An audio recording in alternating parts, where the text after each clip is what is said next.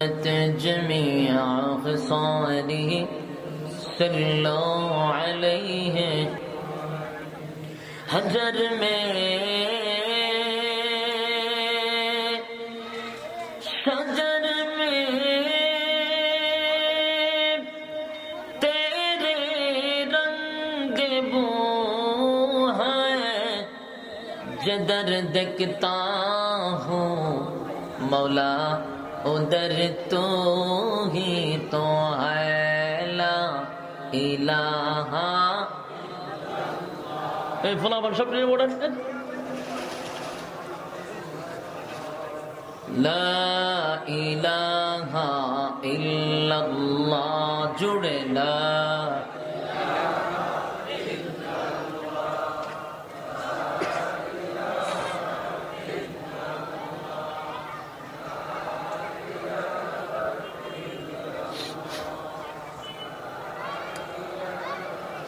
ইল্লাল্লাহ লা ইলাহা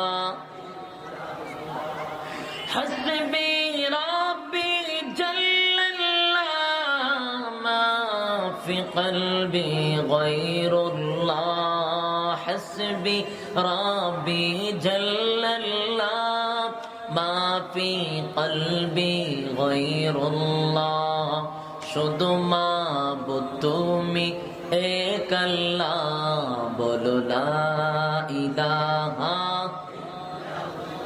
जोड़े ला इलाहा हो ला इलाहा इल्लल्लाह ला इलाहा जिक्र बातिल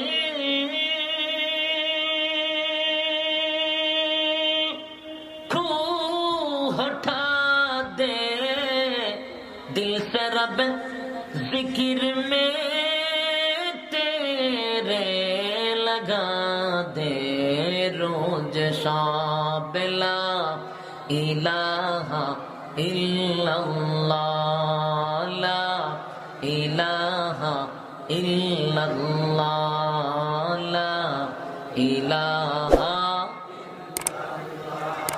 ला इलाहा इल्लल्लाह ला इलाहा ला इलाहा इल्लल्लाह मुहम्मदुर रसूलुल्लाह सल्लल्लाहु अलैहि वसल्लम। अल्हम्दुलिल्लाह फेनी জেলার অন্তর্গত उत्तर काशिमपुर जामिया मदानिया बैतुल उलूम मद्रासार बार्षिक तफसीर और कुरान महफिलेर सम्मानित जिनी सभापति शेखुल हदीस अल्लामा अफजलुर रहमान दामत बरकातुहुम आजकेर महफिलेर प्रधान अतिथि विशेष अतिथि बृंद मुअज्जज मुकर्रम हजरत उलामाए केराम उपस्थित आছেন दूर दूराন্ত থেকে আগত সমবয়সী তরুণ যুবক ভাইরা उपस्थित आছেন মুরব্বিয়ান আযম মাইকের আওয়াজ যতটুকু দূরে যাচ্ছে অবস্থানরত আছেন মা এবং বোনেরা সকলকে আমার অন্তরস্থল থেকে জ্ঞাপন করছি মোবারক সবটুকুন শুকরিয়া আল্লাহ সুবহান মহিয়ান গরিয়ান সর্বশক্তিমান আল্লাহ পাকের জন্য যিনি আমাদেরকে দুনিয়ার সমস্ত ফিতনা ফাসাদ থেকে হেফাজত করে মুসলমানের এক ক্লান্তি লগ্নে কোরআনের কিছু কথা শোনার জন্য জান্নাতি এক মজলিসে উলামায়ে কেরামদের সহবতে আসার এবং বসার যে সুযোগটুকু করে দিয়েছেন এজন্য আমরা শুকরিয়া আদায় করছি অবনত চিত্তে হৃদয়ের আবেগ অনুভূতি উজাড় করে সমবেত কণ্ঠে একই সুরে সমসুরে আওয়াজ দিয়ে বলে আলহামদুলিল্লাহ। লক্ষ কোটি দুরুদ এবং সালাম আল্লাহর সৃষ্টির প্রধান আকর্ষণ বিশ্ব সভার সভাপতি শামসুল হিদায়াত বদরুদ্দুজা সৈয়দুস সাকালাইন ইমামুল মুরসালিন খাতামান নবিয়্যিন ওয়াল মুরসালিন জনাব মুহাম্মদুর রাসূলুল্লাহ সাল্লাল্লাহু আলাইহি ওয়াসাল্লামের উপর সম্মানিত সুধী, আপনারা এখানে যারা আসছেন বসছেন খুশি না বেজার? সবাই খুশি? এই মনিটরের সাউন্ডটা হালকা কমান, শুধু মনিটর বক্সে বাড়ান, মনিটরে কমান। আপনারা এখানে কেউ জোর করে আনছে, জিম্মি করে রাখছে, বাপ সাপ তো এরকমই বোঝা যায়। আপনার জবান বন্ধ, মন বেজার, বোঝা যায় জিম্মি করে বসাইছে নাকি? তাহলে আপনাদের চেহারা দেখে বোঝা যাইতো যে চাঙ্গা অবস্থায় আছেন। কোরআনের মাহফিলে আসছেন, মন বেজার করার তো কিচ্ছু নাই, ঠিক না? 93% মুসলমান এটা বাংলাদেশ। এখানে আমাদেরই কণ্ঠ উপরে থাকবে, এটি স্বাভাবিক।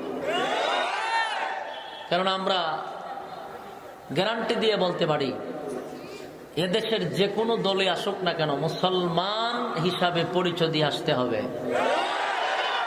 কারণ এদেশের মানুষ তো মুসলমান, সাপোর্ট করে মুসলমান, ঠিক না? দল ভিন্ন হতে পারে, কিন্তু আমরা মুসলমান। তা আমরা মন বেজার থাকার কথা কেন? হাসি খুশি কোরআনের মাহফিলে আসলে আমাদের মন পরিষ্কার করে, দিল পরিষ্কার করে জান্নাতি এক মজলিসে বসবো, ইখলাসের নিয়তে কথাগুলি শ্রবণ করব ইনশাআল্লাহ। পারবো? হ্যাঁ না ঠিক বেঠিক বলতে পারবো ইনশাআল্লাহ। আসুন, আপনাদের এখানে মাহফিল, এলাকার চেয়ারম্যান, এলাকার নেতা সবাইকে ধন্যবাদ জানাচ্ছি, জন্য নেতৃবৃন্দদেরকে আপনাদেরকে পরিবেশটা করে দেওয়ার জন্য, ঠিক কিনা? প্রায় জায়গায় মাহফিল বন্ধ হয়ে যাচ্ছে, অনুমতি দেওয়া হচ্ছে না, কিন্তু আপনারা তো মাহফিল করতে পারছেন, ঠিক না? সব জায়গাতেই মাহফিল বন্ধ বন্ধ, যেখানে যাই কজুর অনুমতি নাই, অনুমতি পাইছি না। গানের পাইছে থেকে পাইছি, নাচতে থাক। আজকে দেখছি নাস্তা যে রাস্তা বক্স লাগাইয়া, এখানে অনুমতি লাগে না। তো আল্লাহ রহমত, আপনার এলাকার চেয়ারম্যান সাহেবকে ধন্যবাদ জানাই, এলাকার নেতৃবৃন্দ যারা আছেন সকলকে ধন্যবাদ এই জন্য, জান্নাতি মজলিস করে দেওয়ার জন্য, ঠিক কিনা? আমরা এখানে আসছি একমাত্র আল্লাহ পাওয়ার জন্য, জান্নাত পাওয়ার জন্য, না অন্য কোনো উদ্দেশ্য আছে? আমাদের একটাই টার্গেট, আমরা ঘুরে জান্নাতে যেতে চাই। আমরা কিন্তু আসছি জান্নাত থেকে, জানেননি? কথা কয় না, আমরা সকলেই আসছি জান্নাত থেকে, যাত্রা শুরু জান্নাত থেকে। সবাই, হোক সে রাম, হোক সে বাম, হোক নাস্তিক, হোক আস্তিক, সবার যাত্রা শুরু জান্নাত থেকে। কারণ এক আদমের সন্তান সবাই, ঠিক না? তো আদম আলাইহিস সালাতু ওয়াস সালাম ছিলেন আমাদের আব্বা, উনি সরাসরি জান্নাত থেকে আসছে। তো উনি জান্নাত থেকে আসলে আমরা করতে গেছি, আমরা তো ওনার সন্তান। উনি ডাইরেক্ট আসছে সরাসরি, আর আমরা ইনডাইরেক্ট আসছে। কিন্তু যাত্রা সকলেরই জান্নাত থেকে শুরু। জীবনের পরিসমাপ্তিটাও যেন জান্নাতে হয়, এটা আমাদের টার্গেট। জীবনের পরিসমাপ্তি জান্নাতে হোক, সেটা আমাদের। আচ্ছা ভাই, যারা ভলেন্টিয়ার আছেন, এই ছোট ছোট বাচ্চারা আপনার রূপে নেতাগিরি করে, আপনারা তো তাহাত কেনা তাহা বালা হয়ে দেন। ছোট ছোট বাচ্চা এতে কেন খারাই লিড দিতেছে, নেতাগিরি দেখেন কিভাবে করে, কোমরে গামছা বাঁধছে। হ্যাঁ, তারা সাইনবোর্ড লাগালে ঘুরতেছে, কোনো কাজে নাই। হ্যাঁ, বাচ্চা কাচ্চা কোনো কথা যাতে না বলে, কথা বললে মনোযোগ নষ্ট হয়ে যায়। সময় কম না, আমার সময় কম, আপনারা সময় নষ্ট করেন না। আসুন, আমাদের যাত্রা শুরু জান্নাত থেকে, আবার যাব জান্নাতে, সেটা হলো আমাদের টার্গেট। আসছি জান্নাত থেকে, আসছি কোথায়? আসেন জান্নাত, আসছি জান্নাত থেকে, আসি দুনিয়ায়। যাব কোথায়? কবরে, হাসরে, মিজানে, ফুলসিরাতে। যাব জান্নাতি, কথা বলা যাবে না, কারণ আপনার পরীক্ষায় ফাঁস হইলে জান্নাত। আমি বলছি আমাদের টার্গেট হলো জান্নাত, কিন্তু আপনি ডাইরেক্ট জান্নাতও যাবেন, এটা তো গ্যারান্টি আমি দিতে পারতাম না, ঠিক না? কিন্তু টার্গেট আমাদের জান্নাত থাকতে হবে। এটা ফ্লাশ বন্ধ করো। টার্গেট থাকতে হবে জান্নাত, কিন্তু আসছি জান্নাত থেকে আবার যাবো ডাইরেক্ট জান্নাত, এই গ্যারান্টি আমি দিতে পারবো না। এই গ্যারান্টি আমার এলাকার বড় বড় ফির সাহেবরা দেলায়, কিন্তু আমি পারবো না, কারণ জান্নাতে ডিপেন্ড করবে আপনার আমলের উপরে। আপনি পরীক্ষা কি পরিমাণ নাম্বার পাইছেন সেই নাম্বারের উপরে ডিপেন্ড করবে, ঠিক কি না?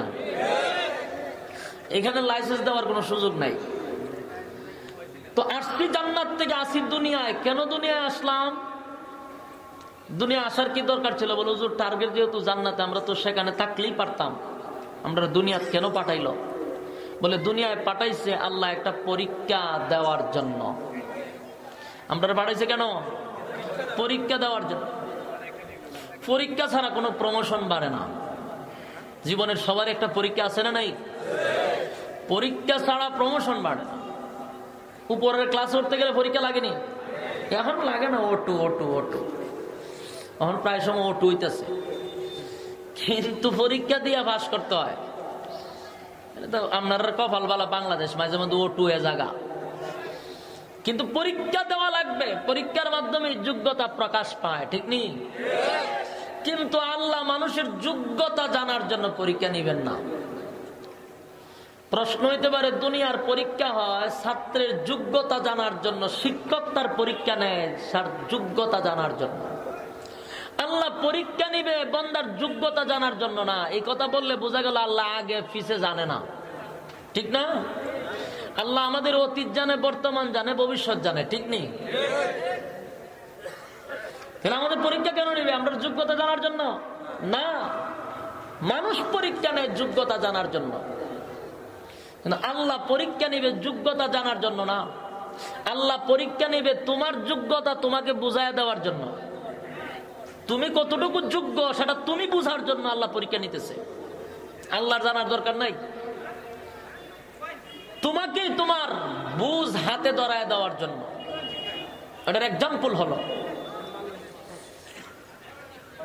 আমাদেরকে আল্লাহ জান্নাতি রাখতে পারতেন, জান্নাতে রাখতে আল্লাহ ডিক্লার দিতে পারতেন যে তুমি জান্নাতি আর তুমি জাহান্নামী। কারণ আল্লাহ তো অতীত, বর্তমান, ভবিষ্যৎ সবই জানে, ঠিক না? তো আল্লাহ আগে কি করতে পারতেন? সমাধান দিয়ে দিতে পারেন যে তুমি জান্নাতি আর তুমি জাহান্নামী। কিন্তু আল্লাহ দুনিয়ায় পাঠাইয়া, আমাদেরকে সরজমিনে পাঠাইয়া পরীক্ষা নিলেন কেন? কারণ আমরা দুনিয়াতে আসার পরে আকাম কুকাম করার পরে হাসরের মাঠে যখন আমাদেরকে দাঁড় করানো হবে, আমাদেরকে যখন বলবে যে তুমি তো এই আকাম কুকাম করছো, আকাম কুকাম তার নিজে জানা সত্ত্বেও সে স্বীকার করতে রাজি না। বুঝতেছেন আমার কথা? সে যে চুরি করলো, তেল চুরি, দান চুরি, চাল চুরি তো করছে, এটি স্বীকার হইতো না। সে যে আকাম কুকাম দর্শনের সেঞ্চুরি করছে, সেগুলো স্বীকার আসবে না। সে যে জুলুম করছে, নির্যাতন করছে, সেগুলোর স্বীকার সে আসবে না জানা সত্ত্বেও। সে বলতে চাইবে আল্লাহ আমি তো এগুলা করছি না। তাহলে সরাসরি দুনিয়াত পাঠায় আকাম কুকাম করার পরেও সে বলবে আমি এগুলা করি নাই, অস্বীকার যাবে। আল্লাহ যদি জান্নাতের কি বলতো যে তুমি জান্নাতি আর তুমি জাহান্নামী, আর মাইনা নিত? কথা কয় না। আপনারা আমার ভাষা বুঝতেছেন? আওয়াজ শোনা যায়? আপনারা একটু হা না বললেন। আল্লাহ যদি আল্লাহর সিদ্ধান্তেই বলতেন তুমি জাহান্নামী, এরাও কি মাইনা নিত? আমরা মাইনা নিতাম? হিগানো তেরামি করতাম যে আমি দুনিয়া জি গেলাম না, জান্নাত বইয়ে রইলাম, আপনি আমার কোন জাহান্নামে যাইতাম। এটা কোনো যুক্তির বিচার হইল? যেই জাতি অপরাধ করার পর অস্বীকার করে, এই জাতিরে পরীক্ষার হলে না পাঠাই যদি কয় তুমি ফেল, মাইনা নিব? আল্লাহ তো আগেই জানে তুমি যে কি আকাম করবা, কয় বস্তা চাল নিয়ে লুগাইবে, এটা আল্লাহ আগেই জানে। এর উপরে তোমার বাস্তবে পাঠাইছে তুমি যে চুরি করতে পারো, এটা তুমি নিজে আগে বুঝো। তুমি নিজের নিজে বলো যে আমি তো চুরি করছি, এটা তোমার ভিতরে যেন থাকে। হাসরের মাঠে আল্লাহ বলবেন তুমি অপরাধী, এর পরও সে অপরাধ করার পর অস্বীকার করবে আমি করছি না। তখন আল্লাহ ভিডিও ধরাই দিব, ছায়া দেখ। কথা বুঝতে চায়? এটা তো বোঝা সহজ। এই ওয়াজ তো আমাদের এখন সুযোগ করে দিছে এই যে বর্তমান সোশ্যাল মিডিয়া, এই প্রযুক্তি বাইরে আমরা আখেরাতের ওয়াজ করা একবারে সহজ। বর্তমান মানুষের ব্রেন দ্বারায় যদি আমাদের বাচন ভঙ্গি রেকর্ড হয়ে যায়, আমি একটা কথা বললে পরবর্তীতে যদি বলি যে আমি এটা বলছি না, বাঁচার কোনো সিস্টেম আছে? হুজুর বলছেন না, না বলছেন, আপনার ডকুমেন্ট আছে, আপনি হাত কখন লড়াইছেন, কখন কি করছেন, সব রেকর্ড আছে। তাহলে দুনিয়াতে আমি বাঁচতে পারতেছি না অপরাধ করে। আর আমাদের ব্রেন দিয়া এই ভিডিও বাই করছি, আল্লাহর কাছে ভিডিও নাই। আপনার হায়াতের জিন্দেগি যতদিন বেঁচে থাকবেন A to Z পুরাটাই একেবারে ক্লিয়ার HD ভিডিও আপনার সামনে চালু করা হবে। কখন, কোন জায়গায়, কোন অবস্থায়, কত বৎসরে, কোন দিনে, রাত্রে না দিনে সামের বস্তা লোকাইছেন সব বাইর করে দিয়ে দিব। কথা বলছেন, কোন জায়গায় তালাক্রমে দর্শন করছিলেন আর দর্শনের দায়ভার কার উপরে চাপাইছেন সব রেকর্ড আঁকা বলবে। কথা বুঝতেছেন? ছাউ দিয়া কতটুকু হাইটে গেছিলেন, তাও নিজেই বলতে থাকবে আল্লাহ আমার দিয়ে এই রাস্তা গেছিল। হাত এমন বলবে আমাকে দিয়ে ধরছিল, জবান বন্ধ। সিটারি করার সুযোগ আছে? ওই জন্য আল্লাহ বলেন আমি তো তোমার অতীত বর্তমান ভবিষ্যৎ সবই জানি, কিন্তু এরপর পরীক্ষা দেওয়ার জন্য পাঠাইলাম কেন? তুমি তো আগাম করার পর শিকার আও না, আর তোমার ও দিন যদি আমি জাহান্নামে দিয়া দিই তবে তুমি মানতে হই না। তার জন্য প্র্যাকটিক্যালি দুনিয়া পাঠাইছি। তুমি যা গান প্রদান করছো এগুলো ভিডিও আকারে ডকুমেন্ট আছে, তোমার সামনে উপস্থাপন করা হবে। অপরাধী যেন এই কথা না বলতে পারে যে অপরাধ করছি না, ও স্বীকার যেন না করতে পারে। তেলে আল্লাহ দিতে পারেছে পরীক্ষা দাও। এখন পরীক্ষার মাধ্যমে ডিপেন্ড করবে আপনি জান্নাতি না জাহান্নামী। আসার রাস্তা আমাদের সকলের একটা, জোরে বলেন কয়টা? আসার রাস্তা, যাওয়ার রাস্তা দুইটা। দুইটাতে এটা আপনার উপরে ডিপেন্ড করবে। আপনি চাইলে জান্নাতও যেতে পারবেন, চাইলে জাহান্নামও। দুটার উপরে চলার স্বাধীনতা এককভাবে আল্লাহ আপনাকে দিচ্ছে। এই যে আপনি এখানে আসছেন, বসছেন, আপনি চাইছেন ওয়াজ শুনতে আসবো, নেকি আপনার আমল নামায় লিখা হচ্ছে। আপনি যদি এখান থেকে উইটা যান গান দিয়া বলে আমি একটা নাচ গান দেখতে আসি, আপনার কেউ বাধা দিব? এটা ডিপেন্ড করে কার উপরে? আপনার উপরে। আপনি চাইলে ভালো কাজও বসতে পারেন, চাইলে খারাপ কাজও শরীর হতে পারে। এই স্বাধীনতা কিন্তু আল্লাহ আপনারা দিয়ে দিচ্ছে। কেন দিয়ে দিচ্ছে? পরীক্ষার হল। এজন্য বলেন কিসের হল? বিরক্ত না হইয়া কথাগুলো একটু ভূমিকাটা মনোযোগ দিয়ে শুনেন।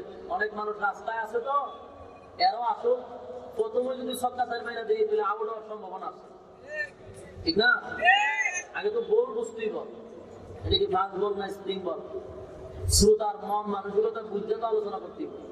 শ্রোতা একটু আসুক, আপনারা বিরক্ত হইেন না, ভূমিকাটা মনোযোগ দিয়ে শুনেন। কোন গল্প শোনার জন্য আমাকে তো দূর থেকে ভাড়া করে আনেন নাই। গল্প শোনার জন্য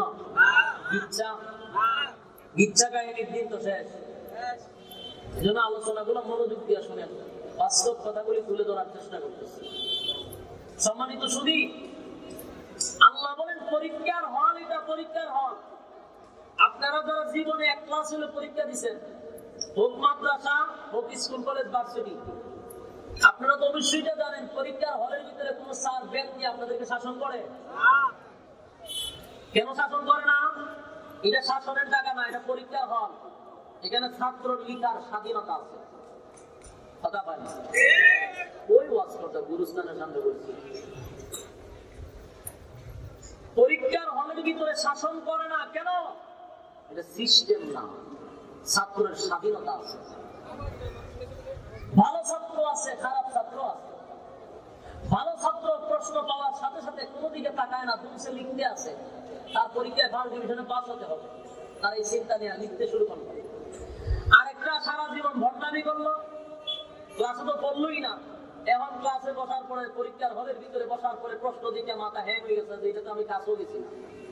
এখন দেখবেন খালি এদিকে কেল্লা নেই, ওদিকে মাথা নেই, এদিকে তাকায়, ওইদিকে, এর মধ্যে সুরাসুরির বাপ চতুর্দিকে তাকাতাকি শুরু করছে, কাছ থেকে দিকে লেখাটা শেষ পর্যন্ত দেখার সিস্টেম না। মাঝখানে ডিউটি স্যার হাঁটতেছে, ডিউটি দিচ্ছে, এখন নকলও করতে পারতেছে না, শেষ পর্যন্ত বসে বসে গান লেখে, একটা গান লেখা শুরু করে দিচ্ছে। এই যে যা মনে চায় তা লিখতেছে, তার কেউ বাধা দেয়? আমার সাথে আল্লাহর সাথে আওয়াজ দিয়ে কথা বলার একটা উৎসাহ তৈরি করে দেন। আপনার এইভাবে চুপ থাকলে আমার কথা বলার আগ্রহ জাগবে না। ভাবলি যদি চিন্তা থাকে বক্তা চিন্তা হয়, আপনারা সব মুর্দা, আমি একলা চিন্তা থাকলে এটা মাহফিলি কোনো জানা যাইব? ভাবটা তো এরকম ওই আওয়াজ দিয়ে আপনার গুতায় আওয়াজ তাই করতে হয়। তা করোনা ঢুকে দেবো গা, এখানে করোনা ঢুকে দেবো। ফুটবল খেলার মাঠে খেলা হয় আর গোল হয়ে সিলি মেরে হাত দেওয়া হয়ে যায়, এখানে করোনায় কামড়ায় না। যত কামরানি আছে মাহফিলায় কামরায় করো না। নাটক আর কদিন চলবো?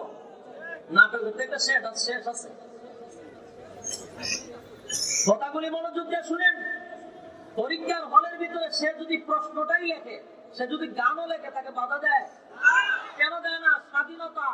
এখানে বাধা দেওয়ার সিস্টেম না, কারণ তার রেজাল্ট আছে, তার ফলাফল আছে, এই জন্য বাধা দেয় না। ঠিক তেমনি ভাবে দুনিয়াতে একটা পরীক্ষার হল, সেখানে আমরা আসার পরে পরীক্ষার হলে আসি, ভালো ছাত্ররা ঠিকই প্রশ্নের উত্তর দিয়ে দিয়ে সুন্দর মতো পরীক্ষার কাজ চালিয়ে যাচ্ছে। আর কিছু ভণ্ডামি যারা আমরা করতেছি, সময় তো 3 ঘন্টা দেয় পরীক্ষার হলের ভিতরে, 3 ঘন্টার ভিতরে পরীক্ষা দেওয়ার কথা, 3 ঘন্টা পরে হলের ভিতরে থাকার কোনো অধিকার নাই। দুনিয়ার পরীক্ষার হলের ভিতরে তোমার সময় আছে 60 থেকে 70 বছর তোমার সময়, এর ভিতরে পরীক্ষা দাও, এরপরে এই হলের ভিতরে থাকারও তোমার কোনো অধিকার নাই। দুনিয়ার পরীক্ষা দুনিয়া কঠিন, প্রশ্ন আউট হয় না, কিন্তু আল্লাহ বলেন আমার পরীক্ষা একেবারে সহজ, আমি প্রশ্ন আউট করে দিয়েছি। তুমি দুনিয়াতে আসার আগে তোমার প্রশ্ন আউট হয়ে গেছে, পরীক্ষা একেবারে সহজ, খালি লিখতে থাকো। কিন্তু আমরা উত্তর জানা সত্ত্বেও বৈশা ভণ্ডামি শুরু করছি। সময় কি বসে থাকবে? সময় তার গতিতে চলে যাচ্ছে, পরীক্ষার হল থেকে বাহির হওয়ার সময় চলে আসছে। ভণ্ডামি ছেড়ে দাও, পরীক্ষা সঠিকভাবে দিয়ে যাও যদি তুমি উত্তীর্ণ হতে চাও। সময় শেষ হয়ে যাচ্ছে, কিন্তু সব উত্তর আমার জানা, কিন্তু লিখতেছি না। এখন বলুন, আপনি লিখতেছেন না, আপনি পরীক্ষা দিচ্ছেন, আপনাকে কেউ বাধা দেয়? আপনি চুরি করতে যান, আপনারা ফেরেশতা ফাও ধরে রাখে? বদমাশি করতে যান, আপনাকে ধরে রাখে? তাহাজ্জুদ করেন, আপনাকে কেউ ধরে রাখে? কেন ধরে না? পরীক্ষার হল, ভালো মন্দের রেজাল্ট আছে, এজন্য বাধা দেওয়া হয়। এখন প্রশ্ন হলো, পরীক্ষার হলের ভিতরে ছাত্র গান লেখে, মনে যা চায় তা করতেছে, আবার যদি বড় গলায় বলে কি হয়েছে পারলে টেকা, বুঝেন নাই? সে তো সঠিক উত্তর লিখতেছে না, গান লিখতেছে, প্রশ্ন পারে না, উত্তর জানে না। আবার বড় গলায় ভয় আমার মনে যা চায় তা লিখতেছি পারলে টেকা। এই কথার কোন উত্তর আছে? উত্তর একটাই, বলে তোর হইতো গীতা। যদি বলে হয় আমার কি হইছে, তোর কি হইছে, বলে তোর হইতো গীতা। এটা তো হওয়ার জায়গা না, এটা পরীক্ষার হল। এখানে বেটাগিরি দেখায় তো লাভ নাই, বেটাগিরি দেখায় জান বাড়িলে পরে। দুনিয়া তো আমরা পরীক্ষার হলে আসছি, এখানে কেউ তাহাজ্জুদ করে, কেউ আল্লাহ 5 ওয়াক্ত নামাজ পড়ে, কেউ রোজা রাখে, কেউ হজ করে, কেউ ইসলামের সঠিক রাস্তায় চলতেছে। আরেকটা দল আছে মনে যেমনে চায় তেমনে চলে। কোন সময় যারা ইসলামের পথে চলে তাদেরকে বাধাও দেওয়া হয়, আবার বড় বলা হয় পারলে টেকা। আমরা এই কথাই বলতে চাই, বলে কিটা টেকাইতাম, এখানে টেকানোর জায়গা না, এটা পরীক্ষার হল। তোরা তো টেকাইব যেদিন রেজাল্ট বাড়িব সেদিন। দুনিয়াটা হলো পরীক্ষার হল, রেজাল্ট আউট হবে হাসরের মাঠে। এই জন্য যা মনে চায় তা করতে থাক, বড় গলায় কথা বলতে থাক, কিন্তু জেনে রাখিস এটা ফাইনাল খেলা নয়, ফাইনাল খেলা হবে হাসরের মাঠে। আমরা ডাক দেয় খেলা হবে, খেলা হবে, এখানে কি খেলতাম? হাসরের মাঠে খেলা হবে। 7 জন মানুষ লিয়ে ডাক দেয় খেলা হবে, খেলা হবে হাসরের মাঠে। কথা বুঝতেছে? আল্লাহ বহন কেন? সম্মানিত সুধী, আল্লাহ বলেন আমি নিজের হাতে রেজাল্ট দিব। কে দিবে রেজাল্ট? আল্লাহ রেজাল্ট দিবে। সেদিন তুমি বুঝবা কি আকাম কুহাম হলের ভিতরে করছো, রেহাই পাবে না। আরে ভাই, প্রত্যেকটা মানুষ রেজাল্ট নেওয়ার জন্য আল্লাহর সামনে দাঁড়াইব। আল্লাহর সামনে দাঁড়াইয়া অপেক্ষায় থাকবে রেজাল্ট নেওয়ার জন্য। পরীক্ষাতে দুনিয়ায় দিছে, রেজাল্ট আউট হবে হাসরের মাঠে। কোথায়? হাসরের মাঠে রেজাল্ট আউট হবে। ফলাফল আল্লাহ দিবে গো। হাসরের মাঠে আল্লাহ ফলাফল বাহির করবে। কে কত নাম্বারে পাস সেটা সেদিন বোঝা যাবে। আল্লাহ বলেন এই পৃথিবীর পরীক্ষার একেবারে ক্লাস বন্ধ হয়ে যাবে, হল ধ্বংস হয়ে যাবে। শুধু পরীক্ষার্থী নয়, পুরো হলটাকে আল্লাহ ধ্বংস করে দিবে। কথা বুঝতেছেন? এই দুনিয়াটা হলো পরীক্ষার হল, আর আমরা হইলাম এই হলের পরীক্ষার্থী। কথা বুঝতেছেন? আমরা তো একটা সময় আছে, এটাও শেষ হবে। এমনকি হলটাকেও আল্লাহ ধ্বংস করে দিবে, হলও থাকবে না। আল্লাহ বলেন সব ধ্বংস করে দিবে। আবার তোমাদেরকে পুনরায় জীবিত করা হবে। ইসরাফিল আলাইহিস সালাতু ওয়াস সালাম যখন সিংহায় ফুঁক দিবে, প্রথম সিংহায় ফুঁকে গোটা পৃথিবীর সমস্ত প্রাণী মারা যাবে, পৃথিবীটা ধ্বংস হয়ে যাবে। এরপরে আমার আল্লাহ বলেন মাঝখানে 40 বলতে 40 বছর হইতে পারে, 40,000 বছর হইতে পারে। মাঝখানে 40 গ্যাপ থাকবে। এরপরে দ্বিতীয় সিংহায় ফুঁক দেওয়া হবে। দ্বিতীয় সিংহায় ফুঁক দিলে সমস্ত পরীক্ষার্থীর ভিতরে আবার রোগ আসবে। রোগ আসার পরে যারা যেখানে কবর দেওয়া হয়েছে, ঠিক সেখান থেকেই মানুষগুলা কাদা মাটির ভিতর থেকে দাঁড়ায়া যাবে। আসেনি আপনার এলাকা? সুবহানাল্লাহ না থাকার কথা। এরা টেনশন আছে যে বক্তা হইলো শুরু বেশি দূরে সুবহানাল্লাহ কই যদি দাম বাইরে লাগা। এরকম আজিব মাহফিল তো খুব কম দেখছি। আপনারা কি বিরক্ত হইতেছে? আমার আলোচনায় কি ভিতরে কষ্ট লাগতেছে? অ্যালার্জি লাগতেছে? খাদ্যানি উঠছে? কোরআনের কথা কইলেও তো আমার খাদ্যানি হয়। আর কেমনে গা বাঁচায় ওয়াজ করতাম কম। এদিন এক মাহফিল ওয়াজ করতেছে আমি জাহান্নামের বয়ান। কারণ এখন তো এর উপরে ওয়াজ করেন জানা, সব কবরের নিচে ওয়াজ করতে হয়। কবরের উপরে ওয়াজ করা যায় না। আমরা জায়গা কবরের ভিতরে গিয়ে ঢুকে আসরের মাঠে ঘুরি। ওমা এইখানে ওয়াজ করতেছি একজন এক হুজুর, রাজনীতি আলাপ করেন না। আমি বললাম স্যার দাঁড়ান দাঁড়ান দাঁড়ান, আসরের মাঠে রাজনীতি আছে, এটা তো স্যার আমি আজকে প্রথম বললাম। আমরা কি রাজনীতি সব জায়গায় তালাশ করে? আসরের মাঠে কেটা ইলেকশনে কেটা দাঁড়াইবো? আল্লাহ। আর গোটাগুটি কেন এখানে রাজনীতি বলেন তো শোনা আপনি? আমি আসরের মাঠে ওয়াজ করতেছি যে আল্লাহ প্রত্যেকটা পাপিষ্ঠকে গার মধ্যে ভেঙে দিবে। ওই যে গার ভাঙার কথা বলছি, আসরের মাঠে গার ভাঙাইবো, এটা দুনিয়া তুই সেটাই না। কেমনে করতে আপনারা খবরের ওয়াজ করতে পারেন না? কারণ খবরের নিচে যত ওয়াজ আছে এটার মধ্যে কিন্তু বোতল নাই, আর যত বোতলের ওয়াজ আছে এটা তো দুনিয়া। আমরা আসরের মাঠে পাঠাইছে, আসরের মাঠে গিয়ে শান্তি নাই কেন বলে রাজনীতি? কই যাবেন বলেন? 96% মুসলমানের দেশে আমরা ওয়াজের আগে আমরা লাগাম লাগাই দাও।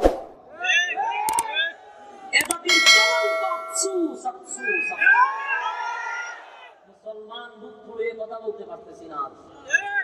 কথা তো ভিতরে জমা, কিন্তু বাহির করা সম্ভব হয় না।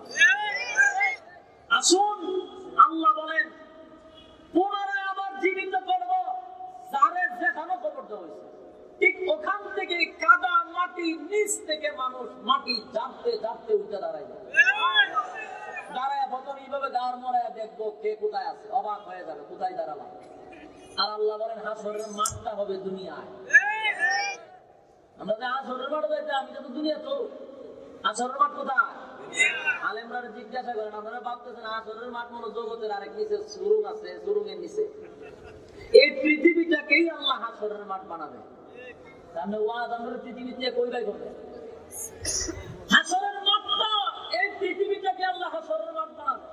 তবে হ্যাঁ, এখনকার অবস্থা তখনকার অবস্থার মধ্যে উল্লেখযোগ্য একটা বেষ্টন থাকবে।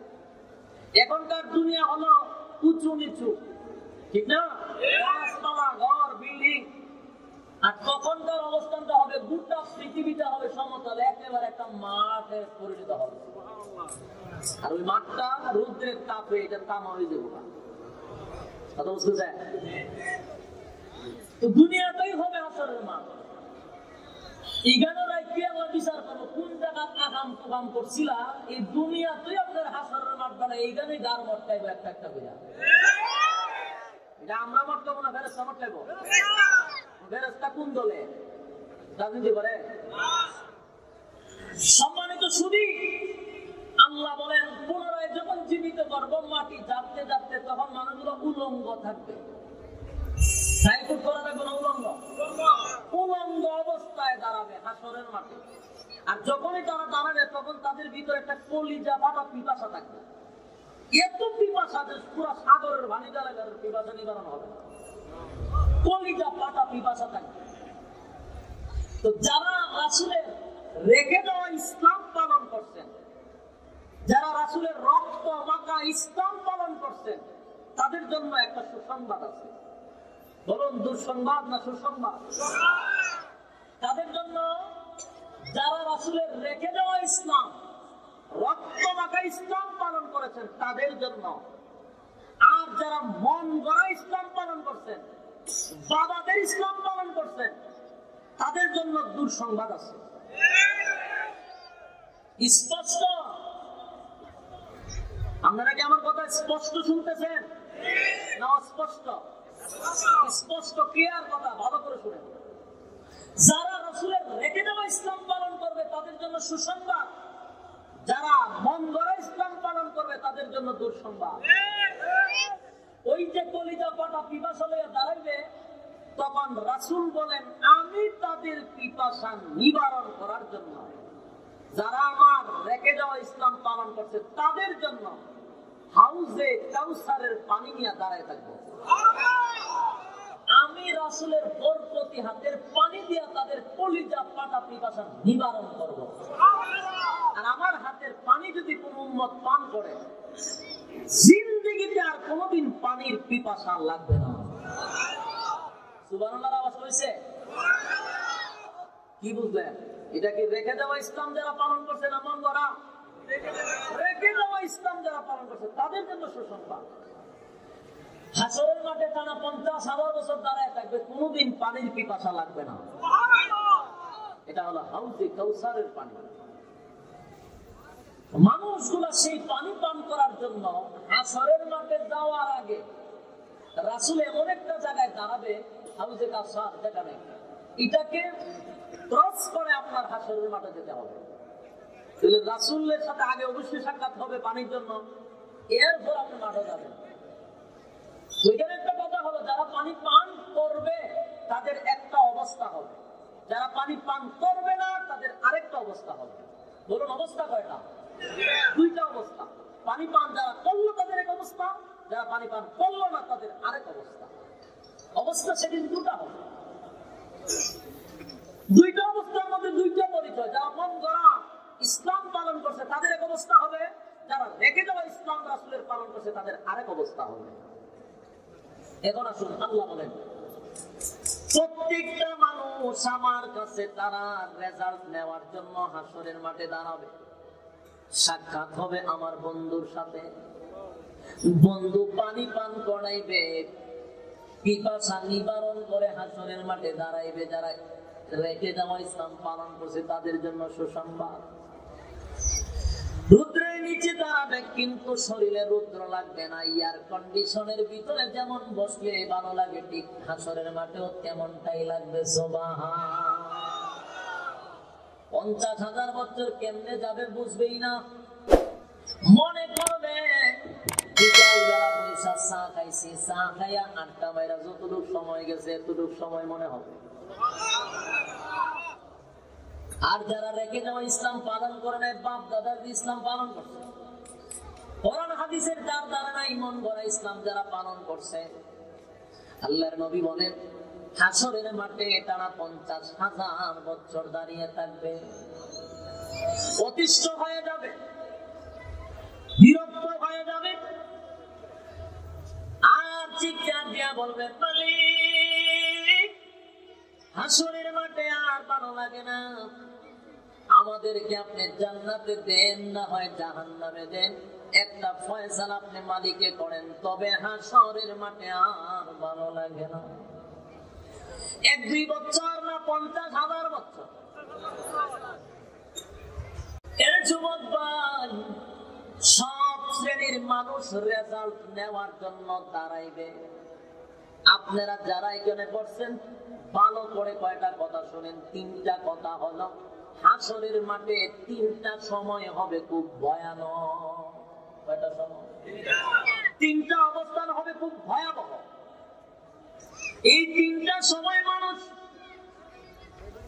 মা বাবা ভাই বোন আত্মীয় স্বজন কেউ কাউরে চিনবে না, কেউ কারো পরিচয় দিবে না। তিনটা সময় খুব মারাত্মক ভয়ানক অবস্থা।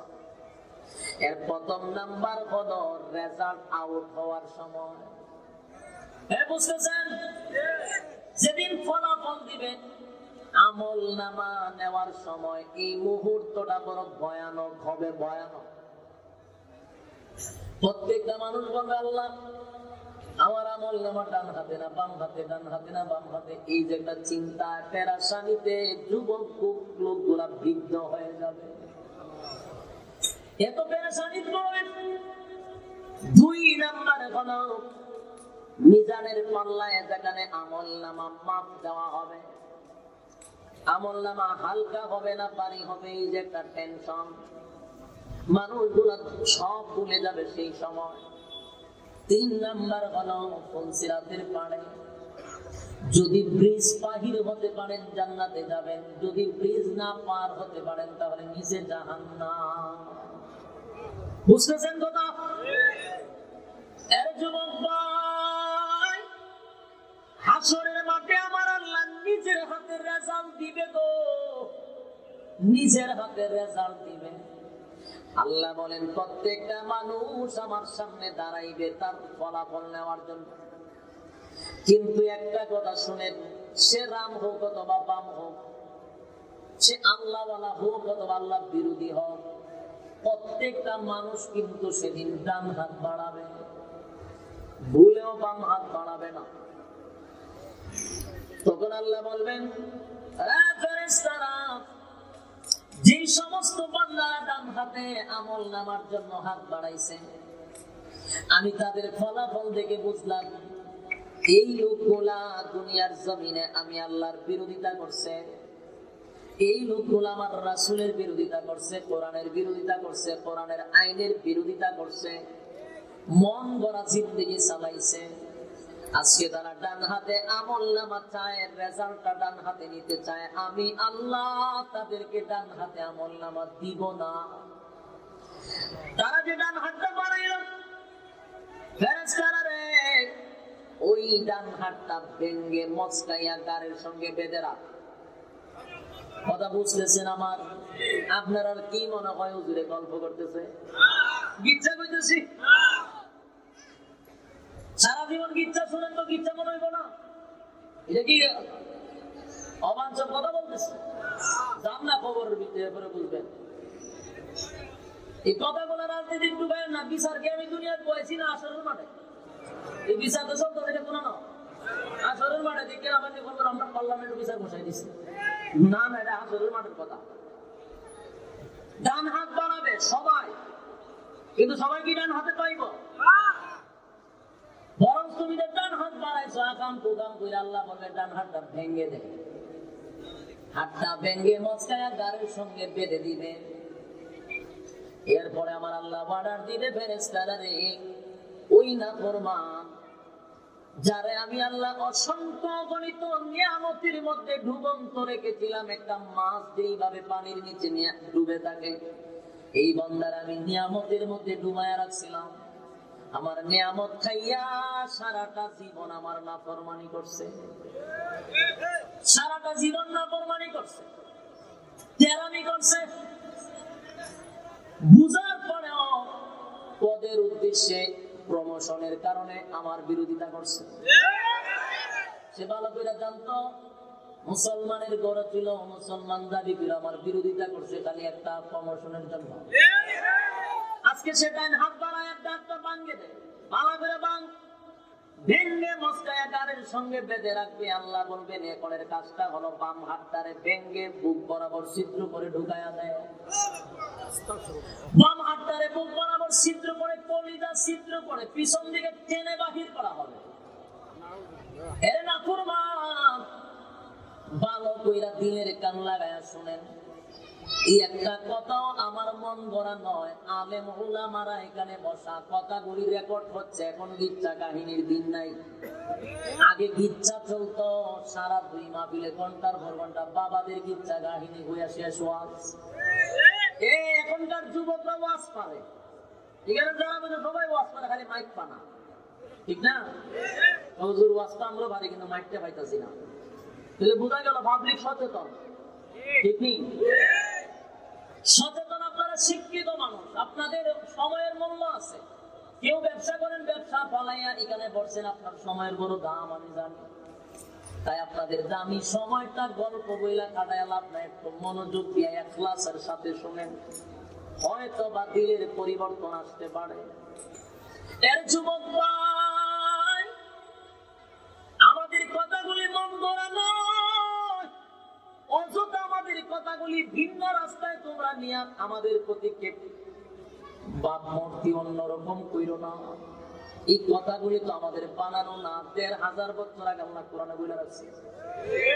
আর এই কথাগুলি উলামায়ে কেরাম আজকের জাতির সামনে উপস্থাপন করে। কিয়ামতের মাঠে আল্লাহ বলেন, বাম হাতটা আমি বুক বরাবর ছিদ্র করে ঢুকাইব, পিছন দিকে বাহির করব।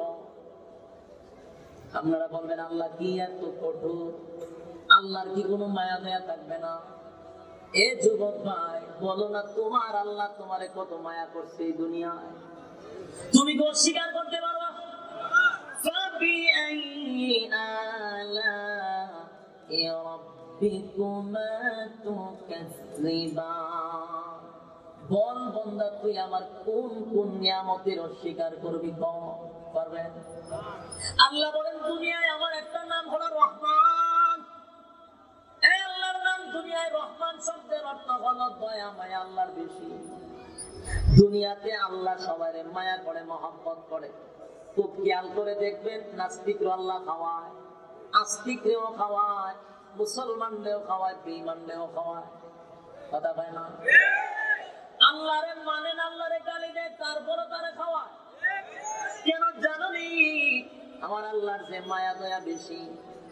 আমার আল্লাহ বলেন, দুনিয়াতে আমার মায়া দয়া বেশি রে, এই জন্য আমার বিরুদ্ধে কথা বলার পরেও তোর জন্য আমি খাবার রেডি রাখছি।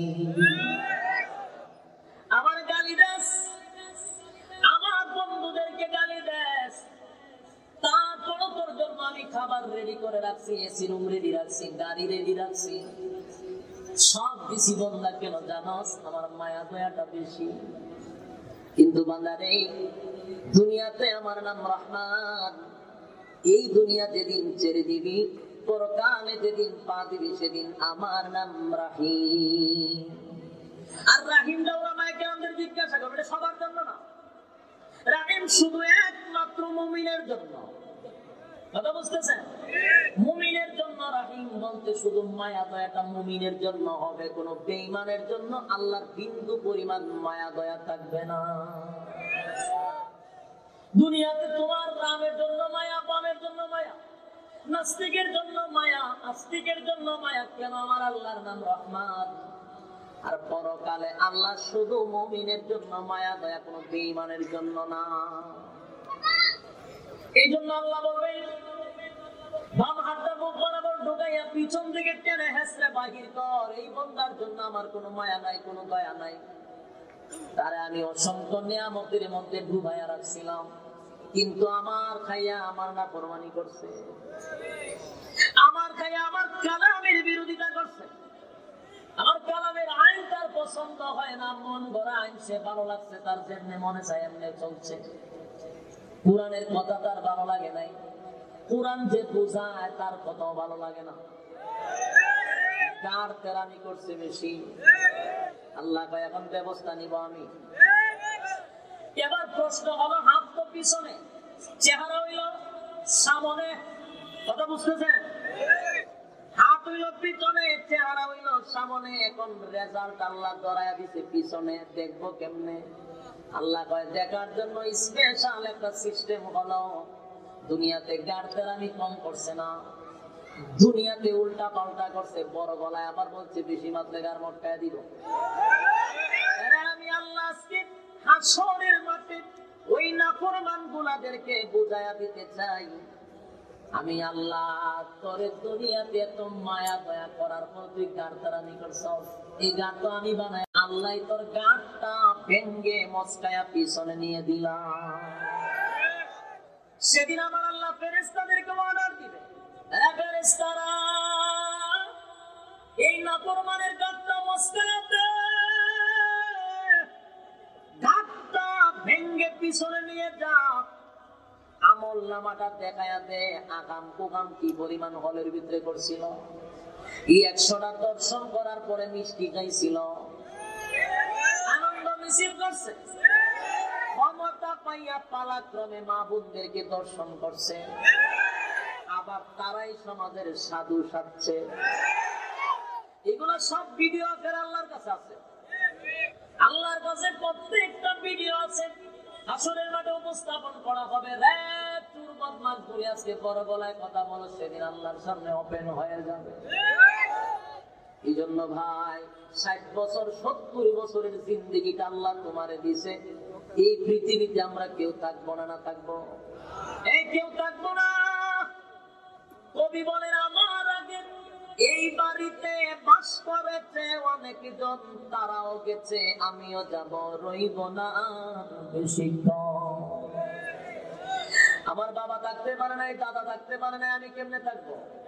আমার চুলগুলি কালো ছিল, সাদা হয়ে গেছে। এরে আমার দাঁতগুলি শক্ত ছিল, এখন লড়াচড়া করে। চোখের পাওয়ার আগের মতো এখন দেখি না।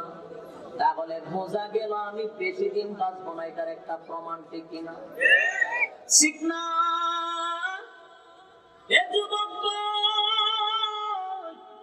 আমার আল্লাহর সামনে তোমার দাঁড়াইতে হবে গো। রেজাল্ট সেদিন তোমার হাতে ধরা দিবে। সেদিন রেজাল্ট দেখার পরে বলবেন মালিক রে, আমি তো দেখা যায় দর্শনের মধ্যে গোল্ডেন প্লাস, আমি তো চুরি বাটপারের মধ্যে গোল্ডেন প্লাস, সব বিষয়ে খালি ফার্স্ট ক্লাস পাইছি, শুধু তোমার কাজের বেলায় গোড়ার ডিম পাইয়া বৈশা রয়েছে। নামাজের বেলায় জিরো, গোড়ার ডিম বুঝেননি? গোড়ায় কোনো ডিম পারেনি। কিতার লাগে আপনার ডিম করে এখন যে কিতার লাগে, গোড়ায় কি ডিম পারেনি? গোড়ার ডিম খেলে খাওয়া বুঝাইতে, গোড়ায় যখন ডিম পারে না বোঝা গেল ওইটার কোনো ডিম হই নাই, এর লিগে কয় গোড়ার ডিম। এর যুবক ভাই, হাসরের মাঠে দেখবেন নামাজের বেলায় জিরো, হজের বেলায় জিরো, যাকাতের বেলায় জিরো। যদিও 10 টাকার একটা মাস্ক দিছে, 5টা মিডিয়া সামনে খারাপ করে রাখছে। 2 কেজি চাল দেয়, 10 বার ছবি তুলে ভাই সেবা করতেছে মানব। 2 বার করে আর কত করণ যা, 5 টাকা করে মাছ দেয়, 50টা ছবি তুলে। এক বেড়ারে কয় আমি যে 10 কেজি চাল আপনার দিচ্ছি, আমার কোম্পানির নামটা সুন্দর করে একটু উপস্থাপন করবে না, আমার একটু প্রশংসা করবে। এখন 4 বার করেছে, কিন্তু কোম্পানির নাম উচ্চারণ করতে পারে না। লাস্টে তো বাইরে তোর চাল আমার লাগতো না ভাই, তোমার চাল তুমি লিয়ে যাও, তোমার কোম্পানির নাম আমার মুখ দিয়ে বাইরে তোরা 10 কেজি 5 কেজি 2 কেজি চাল আমার ঘরেও যাইতো না। তুমি যদি মন থেকে দিতা তাহলে কি আর আমার কাছে এই কোম্পানির নাম উচ্চারণ করার জন্য 5টা মিডিয়া খারাপ করতাম? 2 কেজি চালের লাগে আমার ইন্টারভিউ নেওয়া শুরু করতো। চালের বস্তা লয়ে ফেলা, তুই খা চাল লইয়া। তো যতক্ষণ সময় নষ্ট করছো ততক্ষণ সময় আমি নদী থেকে মাছ ধরলে আমার কাম হইতো। এই হলো আমাদের অবস্থা, ঠিক নেই? এর যুবক ভাই দিলের কান লাগায় শুনি, আল্লাহ বলেন প্রত্যেকটা জায়গায় জায়গায় সিসি ক্যামেরা লাগানো আছে। তোমার 2 পাশে 2 জন ফেরেশতা সিসি ক্যামেরা, ঠিক কিনা বলেন? তোমার সামনে সিসি ক্যামেরা, পিছনে সিসি ক্যামেরা, ঠিক নেই? পরকালের সিসি ক্যামেরা দৌড়া, এটা বাস্তব। আমরা যেখানে যান সিসি ক্যামেরা সেখানে যায়, কিন্তু আমরা দুনিয়ার সিসি ক্যামেরাতে 1 জায়গার টাকার কথা। এটা কেন ঘুরে আমার আশ্চর্য লাগে, ঠিক না? আমরা আল্লাহ প্রদত্ত যে সিসি ক্যামেরা, এটা আপনার বাথরুমে গেল সিসি ক্যামেরা আপনার দূরে রাখবো, হাঁটতে যান, গোসল করতে যান, সব জায়গায় ফেরেশতা সিসি ক্যামেরা লাগাই রাখবে। এটা স্বাভাবিক, এটা দৌড়ার সিসি ক্যামেরা। কিন্তু আমরা যে বাসা বাড়িতে সিসি ক্যামেরা লাগাই পয়েন্টে পয়েন্টে, এটা তো জায়গা খারাপ দেখার কথা, কিন্তু এটা মাঝে মধ্যে জিনে পুঁতে দৌড়ায়, আমার আশ্চর্য লাগে। তাহলে এবার শুন, আল্লাহ বলেন তোর ডান কাঁধে বাম কাঁধে ফেরেশতা রাখছি, তুই কখন কোন জায়গায় যাস আমার ফেরেশতাগুলা লিপিবদ্ধ করে রাখছে। সব কিন্তু একদিন পাস হবে, বাঁচার কোন সিস্টেম আছে? এর ভাই হাসরের মাঠে আমার আল্লাহ তখন আমল নামাতে আমার পরে রেজাল্ট দেওয়ার পরে ওই অপরাধী নিজেই বলবে আমি যা আগাম প্রোগ্রাম করছি এটা আমার প্রাপ্য। আমার আল্লাহ আমার প্রতি বিন্দু পরিমাণ বেইনসাফি করে নাই। সুবহানাল্লাহ বাড়ি দিয়ে বলবে আল্লাহ কি করে নাই? বেইনসাফি করে নাই, কোনো জুলুম করছে। আল্লাহ তখন বলবেন বান্দারে আমি শুধু তোর কাছে জানতে চাই, বল আমি মালিককে তোর উপরে কোন বেইনসাফি করছি? বান্দা তুই কর। বান্দা নিজে বললেন মালিক রে আপনি আমার প্রতি কোন বেইনসাফি করেন নাই গো, এটা আমার প্রাপ্য ছিল। এটা বান্দার কৃত কর্মের পূর্ণ ফল। এর যুবক ভাই আমি শুধু আপনাদের কাছে বলতে চাই, আমার আল্লাহ বলেন প্রত্যেকটা মানুষকে আমি তার আমলনামা ধরায়া তার কাছ থেকে আবার বক্তব্য নিব যে বল আমি কি তোর উপরে বেইনসাফি করছি? ওই বান্দাও সেদিন আল্লাহর সামনে বলবেন না মালিক না, বেইনসাফি করেন না, আপনি ইনসাফের বিচার করছেন। তাহলে বোঝা গেল আমার মালিক ইনসাফ ওয়ালা বিচারক, ঠিক কিনা বলেন? কোন বেইনসাফি আল্লাহ করে না। কিন্তু এই পৃথিবীর মানুষেরা যারা আজকে বেইনসাফি বিচার করো, যা তোমাদের ভিতরে যাদের ইনসাফ নাই, ভালো করে খেয়াল করে রাখবা, তুমি বেইনসাফি বিচারক হতে পারো, আল্লাহ কিন্তু ইনসাফওয়ালা বিচারক। কথা কয় না? এই আমরা যারা বেইনসাফি করি, আল্লাহ হলেন ইনসাফওয়ালা বিচারক। দুনিয়ায় যারা বেইনসাফি করবে আমার আল্লাহ ইনসাফের বিচার কইরা কার মর্যাদা দিবে? তুমি তো বেইনসাফি করছো, আর আমার আল্লাহ বলেন আমি ইনসাফের বিচার কইরা তোর পাপ তোরে বুঝাইয়া দিব। এই জন্য ভাইয়া আমার দিলের কান লাগায় শুনেন, এই আমার পরে আজান হবে, আমার পরে নামাজ হবে, অসুবিধা আছে আপনারা? বয়ান চলতো না, শেষ করে দিতাম। শেষ করলে আমার ডাবল সুবিধা, আমার পরের প্রোগ্রাম কুমিল্লা দূর আছে। আপনারা যদি বিরক্ত লাগে আমার ইঙ্গিত দেন, আমি ছেড়ে দিই। তাহলে 5-10 মিনিট চলবো নি? বসে কথাগুলো ফিনিশিং দেওয়ার চেষ্টা করতেছি। তাহলে আবার আসুন আমলনামা দেওয়ার পরে রেজাল্ট যখন আপনার বাহির হয়ে গেল, আপনি ফার্স্ট না ফেল, তখন আপনি নিজেই বুঝতে পারবেন না, আপনার বুঝাই দেওয়া লাগবে। তখন আল্লাহ বলবেন যারা ফার্স্ট করছে তাদের কাছ থেকে আল্লাহ বলেন ডাইন হাতে তো তাদের রেজাল্ট দেওয়া হবে, বাম হাতে দেওয়া হবে না। আল্লাহ বলেন যে ডান হাতে তাদেরকে আমলনামা দিব, আমি আল্লাহ তাদেরকে হিসাবও নিব না, বিনা হিসাবে জান্নাত দিব। ইল্লা আসহাবাল ইয়ামিন, আসহাবে ইয়ামিনদেরকে আমি বিনা হিসাবে জান্নাত দেব, বিনা হিসাবে। কারণ আমি আল্লাহ যদি কারো কাছে হিসাব চাই, কেউ কোনোদিন হিসাব দেওয়ার যোগ্যতা রাখে না। এই জন্য ডান হাতে আমলনামা দিয়ে পাঠাইবো জান্নাতে, বাম হাতে আমলনামা দেওয়ার পরে আর বুঝার বাকি নাই আপনার স্থান কোথায়। কথা বুঝতেছেন? আল্লাহ পাঠাইয়া দিবে জান্নাতীরে জান্নাত, আর জাহান্নামীরে জাহান্নাম। কথা এখানে আমি সংক্ষিপ্ত দিলাম, আর বাকি কথা হলো এই যে পরীক্ষার কথা বললাম, যে দুনিয়াটা পরীক্ষার হল, পরীক্ষা দেওয়ার মাধ্যমেই আপনার সিদ্ধান্ত হবে আপনি জান্নাতে যাবেন না জাহান্নামে যাবেন। আমি কিন্তু প্রথম বলছি আসার রাস্তা কয়টা, যাওয়ার রাস্তা কয়টা? যাওয়ার রাস্তা দুইটা, এটা ডিপেন্ড করবে আপনার উপরে, আপনি কোন রাস্তায় যাইবেন। তাহলে পরীক্ষায় যদি দুনিয়ায় পাস করতে পারেন, আল্লাহ তৈরি জান্নাত আপনার জন্য রেডি। পরীক্ষায় যদি ফেল করেন, তাহলে হাসরের মাঠে হিসাব নিয়ে তারপরে জাহান্নাম, ঠিক কিনা?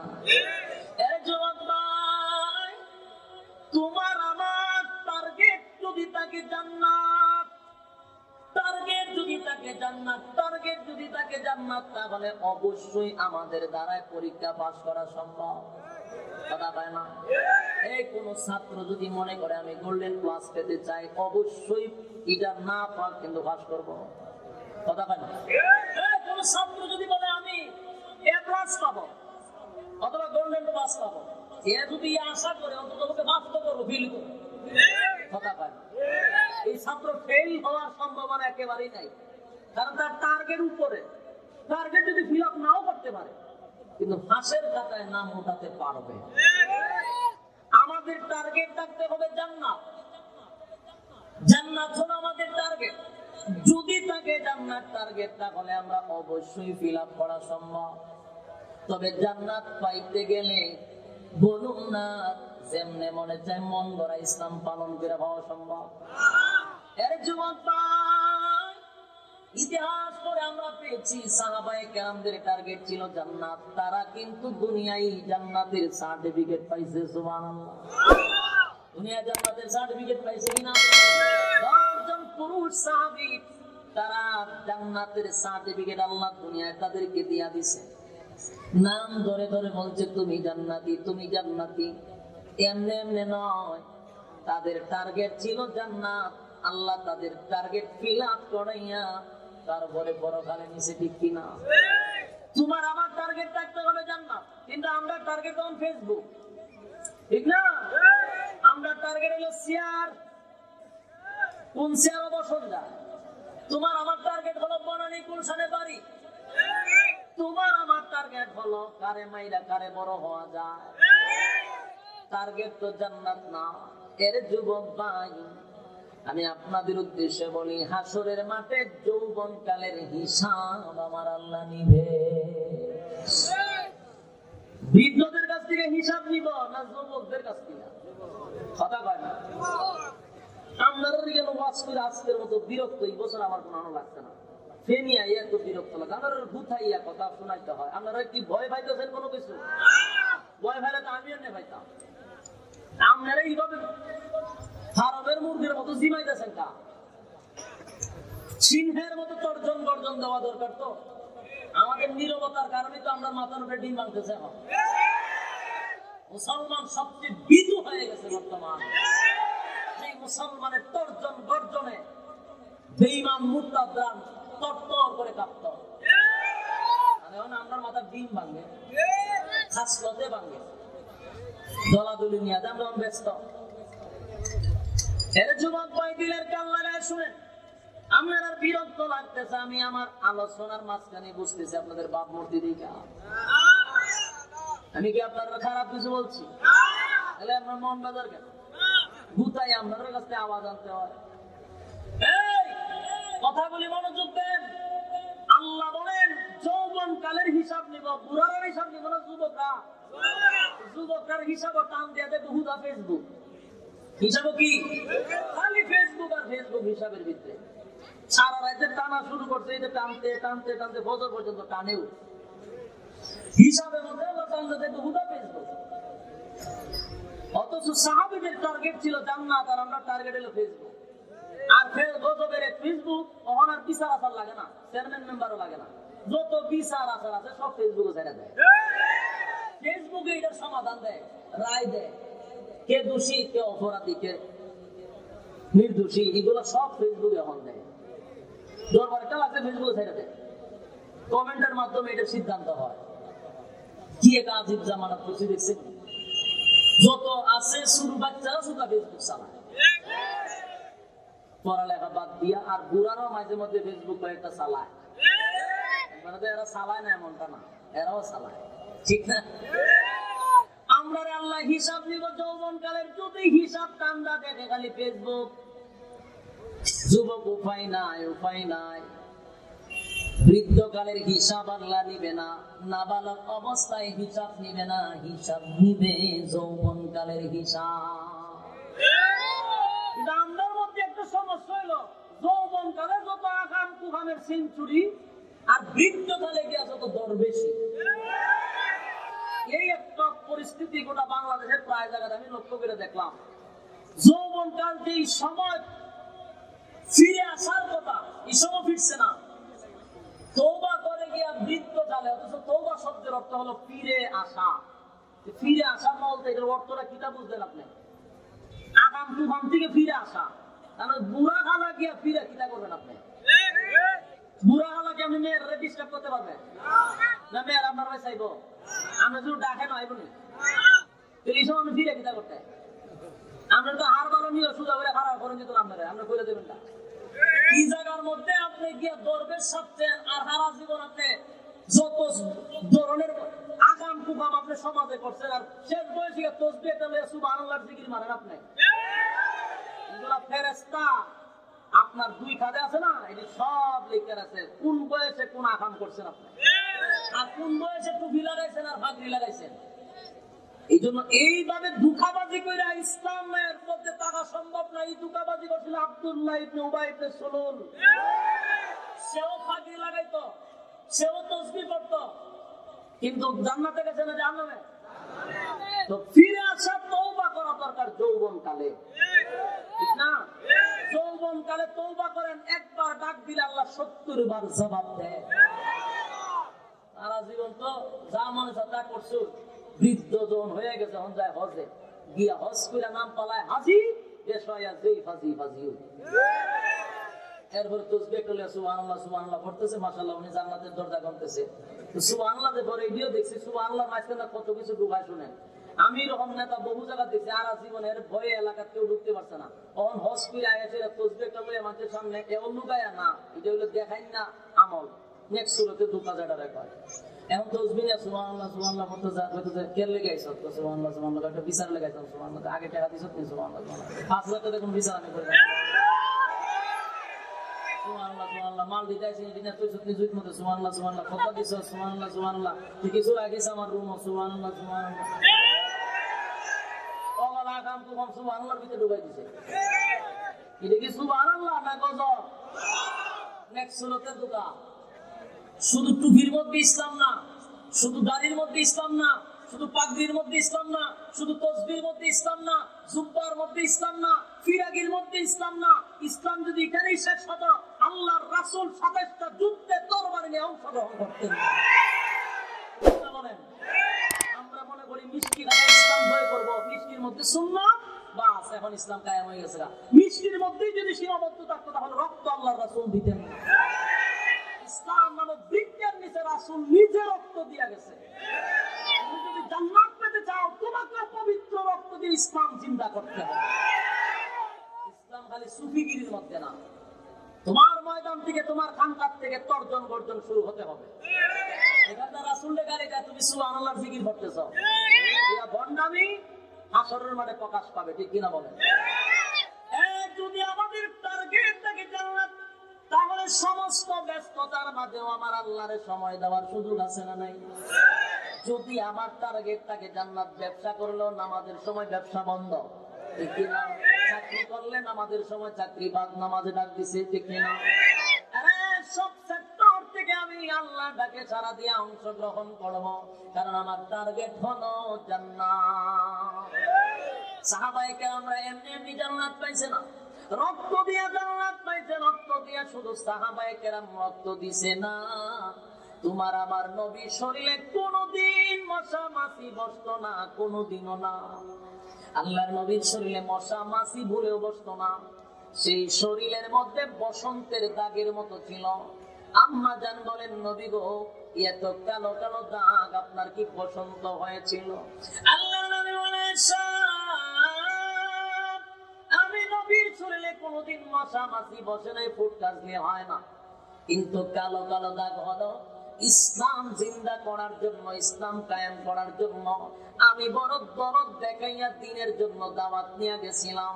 ছোট ছোট বাচ্চা থেকে নিয়ে যুবক বৃদ্ধ সবাই আমাকে পাথরের আঘাতে আঘাতে শরীরটা ক্ষত বিক্ষত করে দিয়েছে।